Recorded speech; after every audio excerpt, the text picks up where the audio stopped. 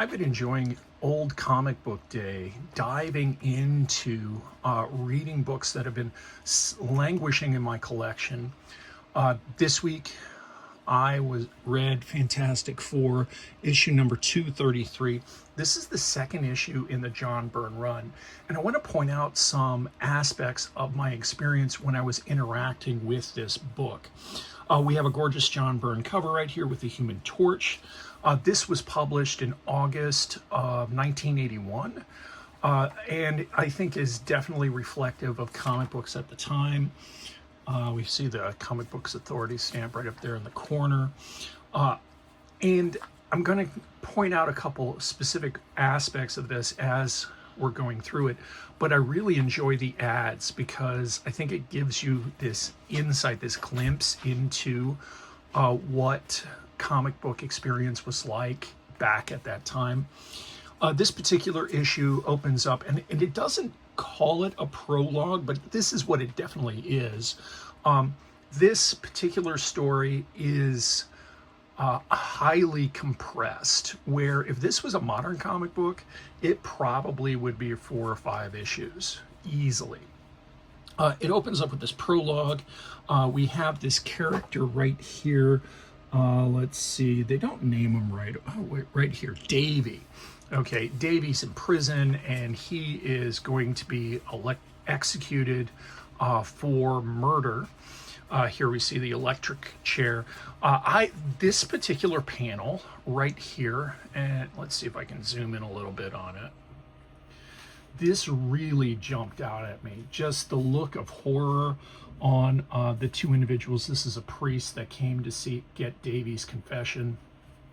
Davy had given him a letter to the Human Torch, which that's the transition then to the story at large. Let me zoom out a little bit. Okay, there we go. The priest hand delivers her to the Baxter building, and so we kind of get this nice view of the inside lobby. He meets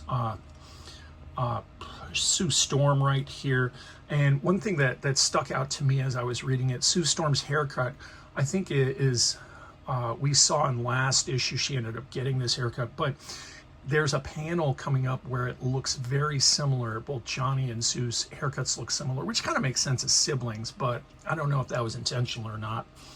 There's some interaction between the priest, some shenanigans break out. We see something about the security in the Baxter building, and this is something I thought was interesting right here. To get into the Baxter building, you have to have this special belt buckle, which communicates with this laser eye.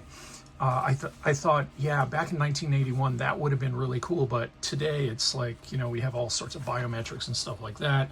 They get x-rayed to see if they have weapons or not. Here we see Mr. Fantastic, Reed Richards, and then we have some shenanigans going on between the Human Torch and the Thing.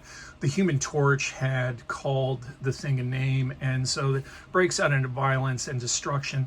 And one thing that struck me, and my experience as a modern reader with Fantastic Four started with Slott's run a few years ago, and then now we pivoted to Ryan North's run.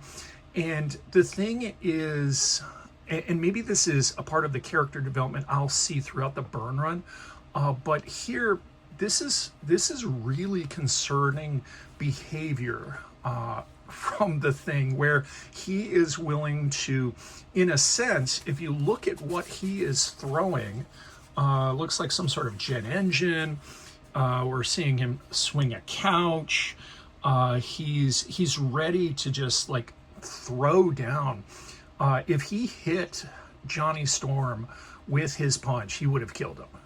And so that was something that stuck out to me as I was reading this, that is the Thing, that level of like psychopath, or does he lack that level of emotional control? Because you don't see that in like the Slott run or the North run, and maybe that's something that develops over time. Maybe that was just specific to the Thing in this era and before. We finally get a look at the letter, and here's that panel right here where Johnny Storm's haircut looks very similar to his sister's. And we find out that Davy right here, David, knew Johnny when he was in high school, but Johnny doesn't remember it. And we have this flashback where Davy was actually a bully. And so this is something else that kind of struck me. It's like, well, here's David reaching out to Johnny Storm, who he bullied, and he's asking for a deathbed favor. And then Johnny goes, okay, well, I'm going to do this. We have some flashbacks where, well, this isn't a flashback.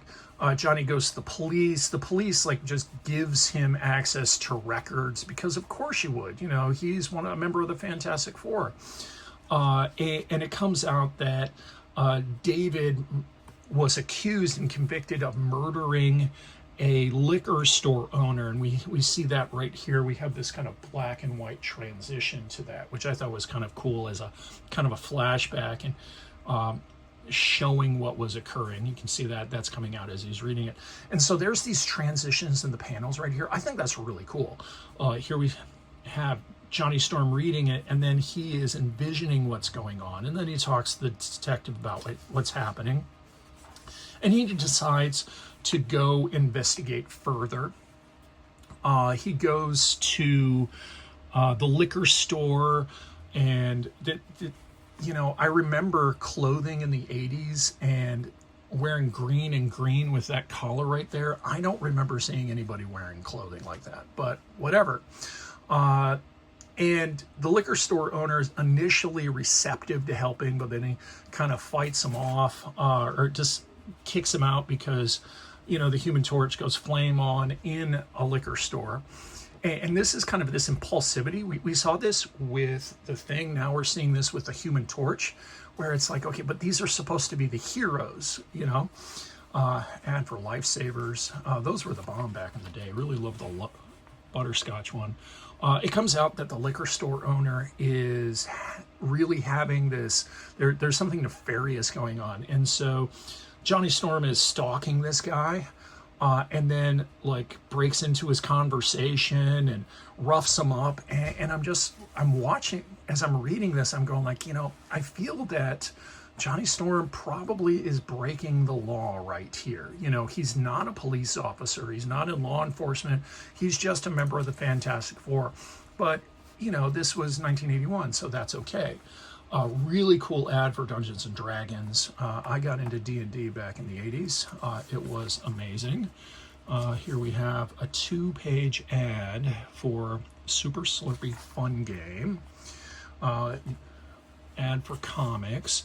And okay, so here we see that the Human Torch uses a fiery cage to illegally hold this guy, and he ends up getting this phone number, which he then uses Reed Richards' computers to lead him to this. Oh, wait a minute, no. He goes to this other location, rough ups some people, starts a fire, melts a door, and that leads him to, after he uses Reed's computers, to this mafia boss right here that had been playing a role in, I think it was Spider-Man or Daredevil. Yeah, it was Amazing Spider-Man. Okay, this is Hammerhead, which I've never heard before. There's a fight in this apartment. Hammerhead has these wonky gadgets to apprehend superheroes, but this was for Spider-Man, not the Human Torch, so he's able to break free. Then you find out that Hammerhead has this exosuit, and that's why he's super strong and fast and able to fight off the Human Torch. Let's see, the fight breaks out on the roof, and then Hammerhead jumps, and it's like, okay, so the Human Torch remembers he can fly, and he tries to save him, but Hammerhead gets away. Okay, and then we see he goes back to the police, and it wraps everything up. You know, just, of course it does. Here's a Hostess ad. You know, as an adult, I don't know if ads really make a difference, but these Hostess ads back in the day really did make me want to eat some of these. We have bullpen. We wrap it up. Human Torch is going to David's grave, having cleared his name. He meets his mom there, and he's like, oh, you know, I'm so sorry, David wasn't a criminal. But then his mom's like, oh, no, he really was. He got what he deserved. So, but there were a couple ads that stuck out to me. Let's see. First, there was this ad in the back from the Johnson Smith Company.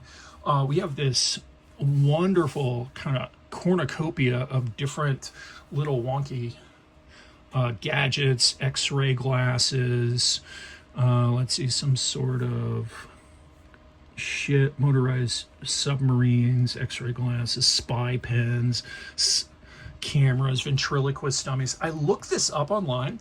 The Johnson Smith Company started selling stuff like this in 1916, and they only went out of business in 2019. But if you look them up, you can find that someone purchased the company's name and tried to sell things. So I thought that was kind of cool.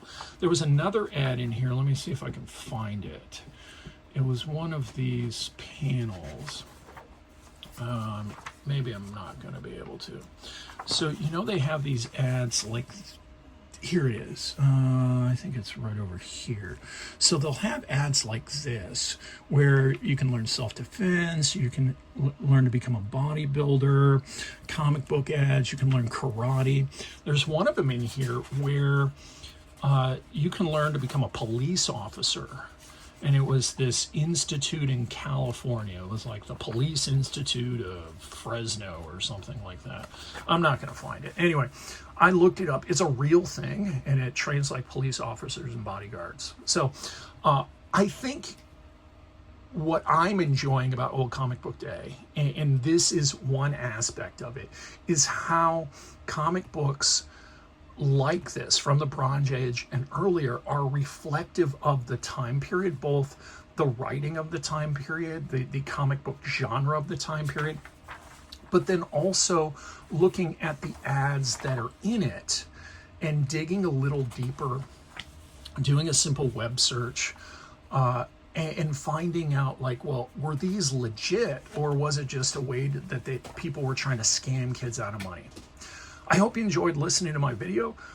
Please do like, share, subscribe. Leave a comment down below. Have you been venturing into Old Comic Book Day? What have been your discoveries, your experiences as you've been engaging in old comic books? Thanks for watching, and don't forget, life is so much better when we read more comics.